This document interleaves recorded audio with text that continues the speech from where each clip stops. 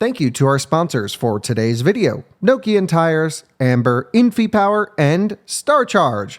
Nokian Tyres is a leader in safety and sustainability. Maximize performance and efficiency with their made-in-USA all-season tires and their dedicated Hakkapeliitta EV winter line from the inventor of the winter tire. Learn more at nokiantires.com/EV. And Amber, providing modern protection plans for your Tesla's battery and more, without the hassle of long-term contracts or upfront payments. Check out the link in the description to explore their plan options and use code SPEC5 for a 5% discount on all plans. InfyPower is the largest EV charger module provider with over 3 million power modules running reliably worldwide. Their latest G2 collection features ultra-high power density and efficiency for EV charging and energy storage integration. InfyPower, innovation for your power. And StarCharge, the largest EV charging manufacturer in the world, and is also a provider of residential and commercial battery storage as well as microgrid solutions. Hello, good evening, and welcome to another Out of Spec Reviews video, and welcome back to the already proven incredible value that is the Tesla Model 3 Long Range Rear-Wheel Drive. We have shown this car going deep into the 380-mile range at 70 miles an hour and achieving almost 5 miles per kilowatt hour while doing so. It certainly has the range, it has the efficiency, but does it have the charging performance with that efficiency to equal a good road tripping vehicle? That is what this video is all about. We are running the new Tesla Model 3 Long Range Rear-Wheel Drive in our 10% EV road tripping challenge. I'll walk you through the testing procedures. We have the car all set up, ready to go. We'll then head out and see truly how good of a road tripper this is compared with many other vehicles that we've run through this test.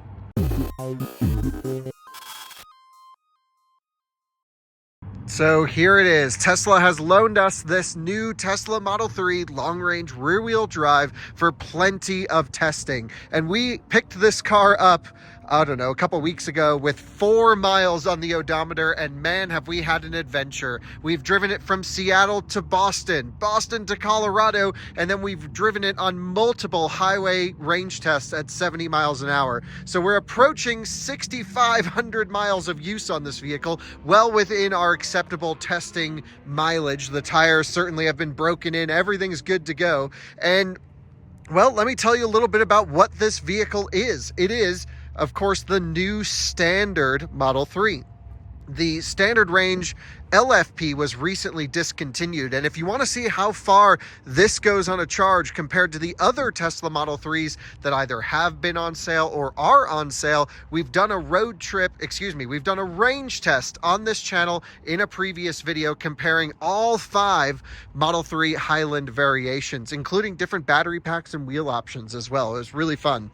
So this has the Panasonic 82 kilowatt hour pack. We've been able to pull about 80 kilowatt hours out of it. The car's still pretty fresh, and it's a rear drive, rear permanent magnet motor, 18-inch aero wheels.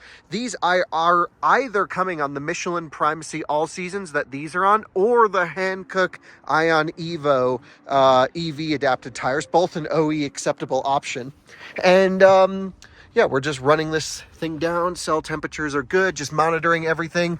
And what I'll do is I'm going to walk you through our 10% EV challenge procedures. But what I'm going to do first is wait for this car to dip from 11% to 10%, and then we'll plug it in. So let me walk you through the procedures. So the 10% challenge, what the heck? Okay, well, here's how we run it. And we run every car this way. We arrive totally preconditioned to a high power charging station, in this case, a version 3 Tesla supercharging station. We make sure that we're at the correct temperature and the charger can give us all the power we can get. We charge from 10%, which is typically what most people probably feel comfortable getting to a high power charger on a road trip. Now, I like to get there at 1%, 2%. My mom probably 20%, but 10% is what we feel most of our viewers probably, it's a very comfortable arrival SOC to get to a charging station. We then charge for exactly 15 minutes.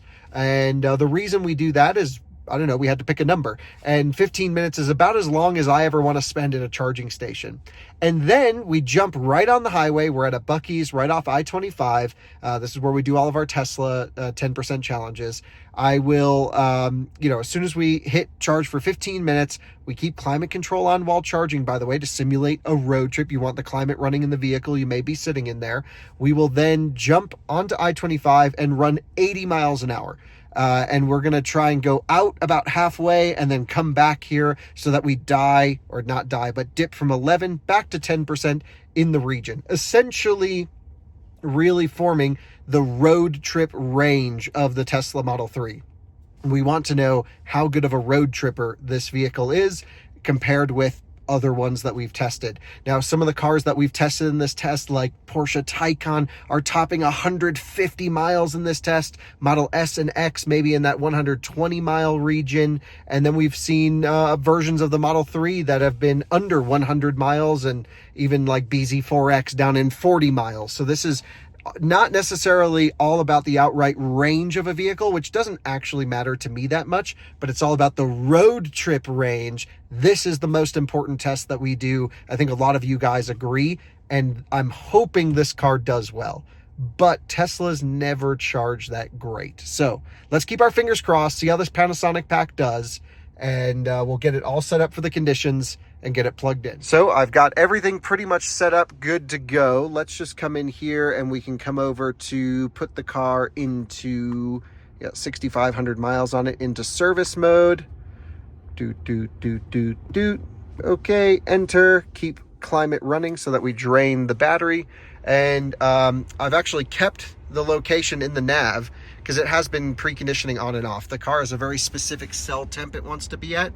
And you can see here, we are at between 46 and 47 degrees, with the average being at 46.5 degrees Celsius. Exactly what we are looking for this test. You can see we're at 10.6%. And interestingly, this says minimum temp 38.75 degrees, but I've actually noticed here the minimum temp based off of the car data is 45.5. Sometimes I notice this is off, and Scan My Tesla by way of sexy buttons is much more accurate with this stuff. So we should dip to 10% any moment now, and we go from, as soon as it dips from 11 to 10% user displayed. What we'll do then is shut off all loads to the vehicle, get it charging, and then kick on climate control at a normal temperature. So I think we're about as good as we can get. The supercharger is pretty empty. It should be able to deliver us full power, and that's what we are looking for. There we go, 10%. So let's set this down to 72, shut everything off.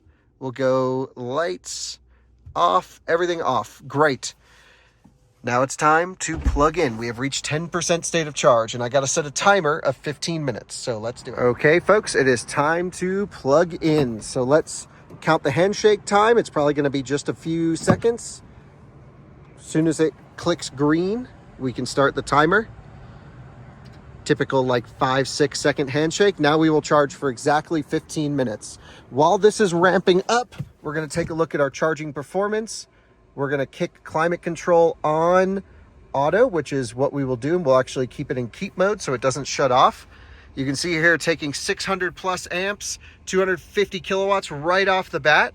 So much better than the LG pack, which was the previous Model 3 we tested. The Panasonic pack is for sure the way to go. And if you're getting a long-range rear driver, you will actually only get the Panasonic pack since these cars qualify for the tax credit. Man, ripping 250 kilowatts. Hell yes, that's what we've been looking for. Proper charging performance right off the bat. The question is, how long can we hold it for? Teslas are notorious for not having a great charging curve, but a really good peak. For example, Cybertruck is close to 400 kilowatt peak charging now. 251 kilowatts, hell yes. But they don't hold it very long. So anyway, let's see how long this comes. I'll let you know when we come off 250 kilowatts. But we're 1 minute into charging, and we've already put in 3 kilowatt hours. Love it. Oh no, we just dipped. We're dipping already. This is typical Tesla. Typical Tesla experience here. So this is the main issue with the Model 3, I would say. Not the efficiency, not the styling, not the price, not the package. It is the charging curve of all these vehicles. But things are good. Let's pull up Scan My Tesla really quick. I'll get it here so we can look at the data. And you can see here, yep, 236 kilowatts going into the battery pack. Cell temperatures, let's see, yep, we're at same, 47.5 degrees on the cold side, 49 on the warm side. Tesla will let the battery pack get deep into the 60 degrees Celsius temperature range. But this is exactly repeatable. We've seen this charging performance starting at 10% with this car on other tests before. So this is all good. I'll update you sometime through the charging session and then right at the end when we unplug. Just heard the fans kick on, going full rip just a few minutes into the charging session, and dang, everything is good. I just wanted to check cable temperature, handle temperature, make sure we're good. Oh yeah, cool to the touch. No issues, no risk of cable overheating. Again, the goal here is to not necessarily have the charging station ever be a limitation. This is all about the car's maximum performance, and we all know superchargers have very weak thermal management, especially when it comes to the big boy charging stuff. But the Model 3 just doesn't hold high current for that long to make it much of an issue. Now, you'll also notice the doors are closed, but I left Keep Climate on, so the conditioning, the climate, the fans and everything, yep, all still running. Keep Climate on. Perfect. Let's take a look. Here you can see we're already under 500 amps, and we are 4 minutes, almost 5 minutes into our charging session. So we've got another 10 minutes to go. Let's see what we get up to.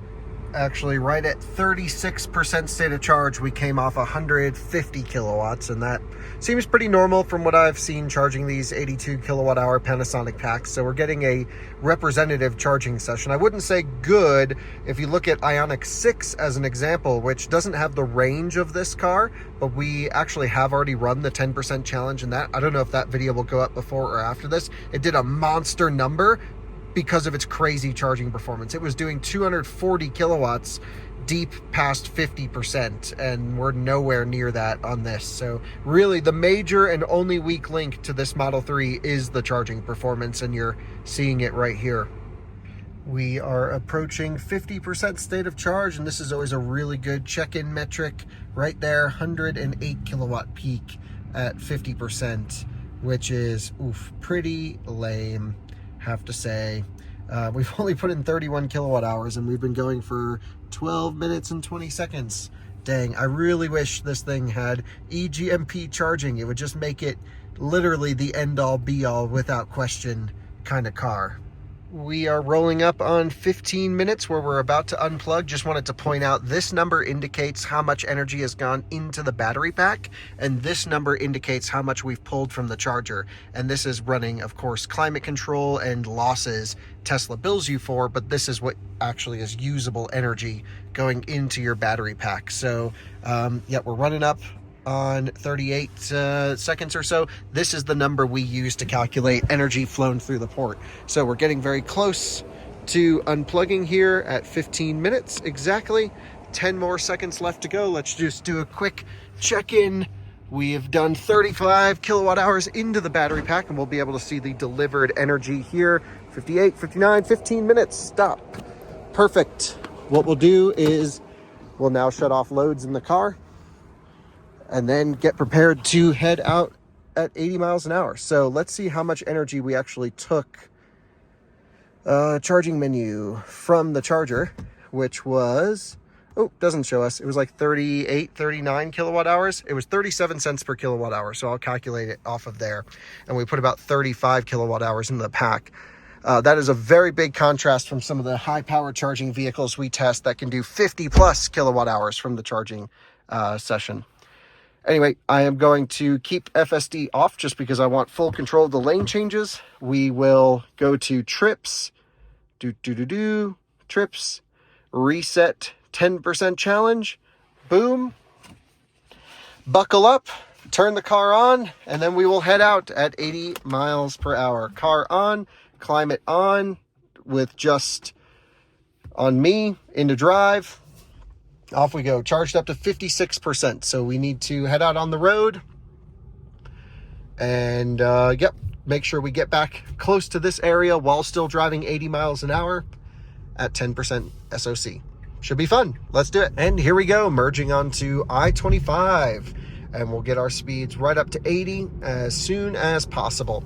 The great news about all of this is it's nighttime, so we won't hit any traffic. We can just maintain speed, which is why we're doing it here. And it's almost 70 degrees outside, which is lovely.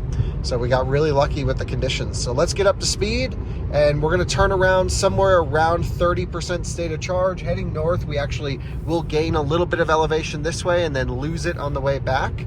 So let's get up to 81 indicated, and then we are pretty much good to cruise as soon as we can. Come on, pop up to 81. There we go. Then we're great to roll.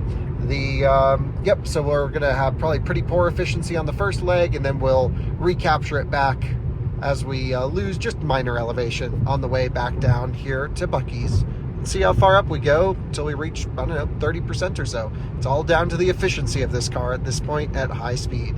You will notice that I'm running 81 indicated instead of 80, and that is because the speedometer in this car is not calibrated. It's actually intentionally off.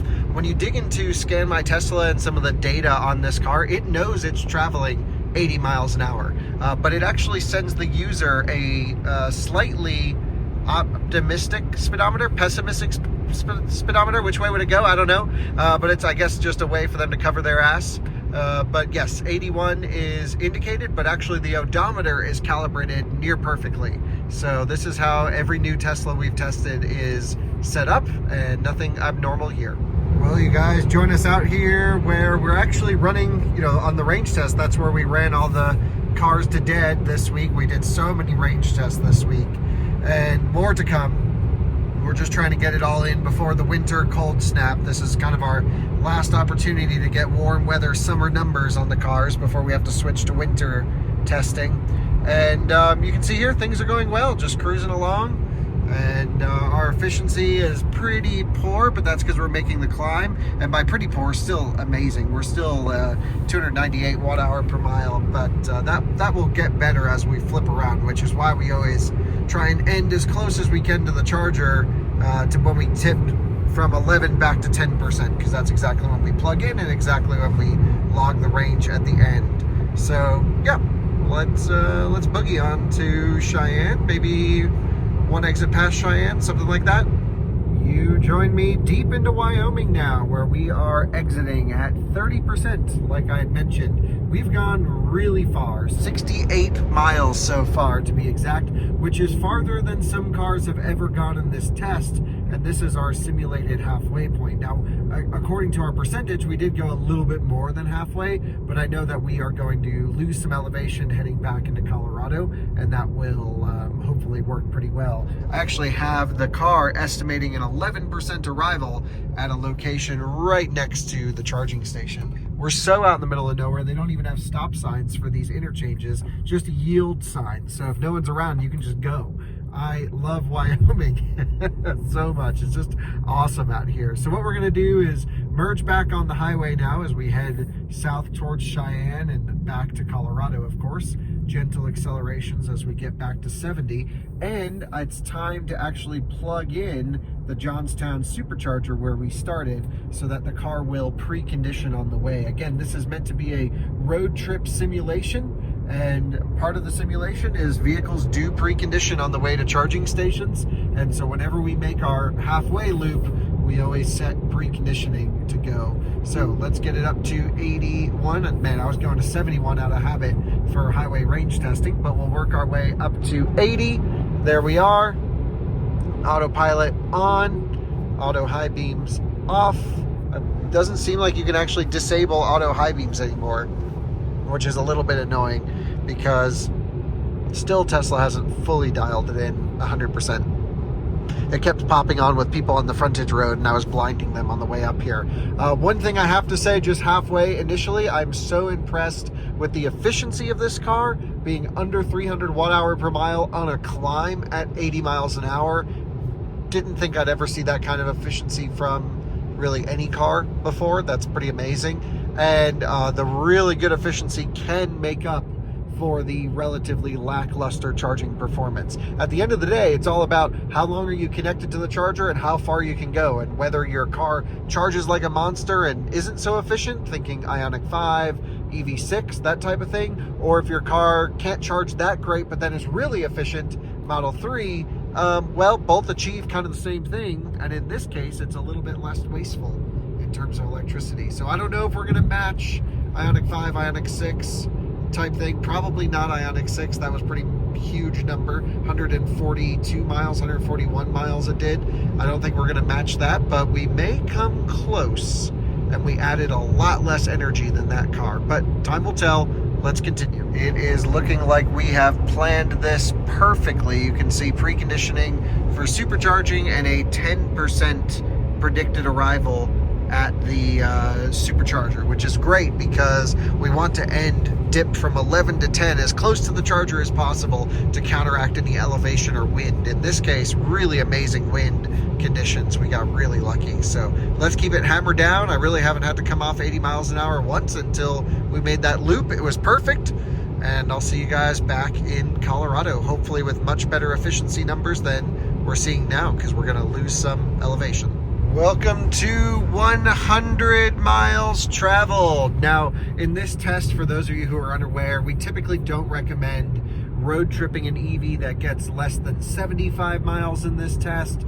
Anything between 75 and 100 is acceptable for a road trip, but not great. 100 miles is really the benchmark that separates the great road tripping EVs from the moderate ones. And then, 120 plus is just big boy league. And we are at 100 at 19%, still with plenty to go and some elevation to lose. So we are definitely going to be getting this into certainly the best Model 3 or Model Y we've ever tested, but maybe even beating Model S and X, and maybe not too far off Lucid Taycan. I don't know. Time will tell. Let's keep going. We have reached 11% state of charge, 129 miles traveled. This is turning out to be a mega test right here. We're nearing the Buc-ee's, so this is working out perfectly. And yeah, now we just wait until we dip down to 10 and log the number. So let's do it.